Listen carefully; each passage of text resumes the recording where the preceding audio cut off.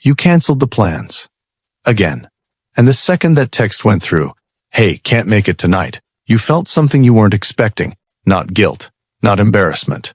Relief, like this wave of calm just washed over you and suddenly the night felt perfect. And you've probably asked yourself why. Why does going out feel like a job sometimes? Why does your couch feel like the only place you can actually breathe?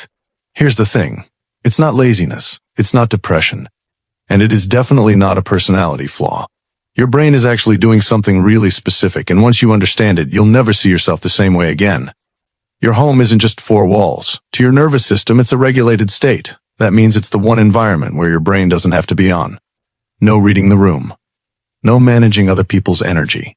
No performing a version of yourself that everyone else is comfortable with. Just you. Unfiltered. And for people with a sensitive nervous system, which is way more common than anyone talks about, that isn't avoidance. That is literally how you recover. And this is where it gets crazy. Brain scans have actually shown that introverts process stimulation through a longer, more complex neural pathway than extroverts, which means everything hits harder. The noise, the conversations, the social dynamics. You're not being dramatic. You're just running a more intense internal program. But wait, I have to stop right here, because there's something that looks exactly like this. And it will quietly shrink your life if you're not paying attention. It's called anxious avoidance, and it wears the same mask as introversion. Here's the difference. Introversion sounds like, "I'm full, I need to reset, I'll be back." Avoidance sounds like, "What if something goes wrong? What if it's awkward? I'll just stay home." One of those recharges you. The other one just delays the fear. And the tricky part, they feel almost identical in the moment. So how do you know which one you're actually doing? Ask yourself this.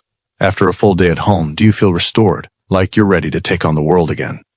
Or do you feel the exact same dread you felt when you first decided to stay? Rest gives you back to yourself. Avoidance just hits pause on the thing you're running from. Most people never stop to ask that question. They just keep choosing the couch, keep canceling the plans, and slowly, without even noticing, their world gets a little smaller every month. Here's what this actually comes down to. There's a massive difference between choosing your home and retreating to it. When home is your choice, when you're there because you want to be, not because you're scared of what's outside, it's a sanctuary. It's power. It's peace. But when it becomes your only option, it becomes a cage that just happens to have your favorite blanket in it. So protect your peace. Honor what your nervous system needs. But don't let comfort quietly replace courage, because the goal was never to never leave. The goal was to stop feeling like you had to escape back. And honestly, if you figured out which one you've been doing this whole time, that right there is the work.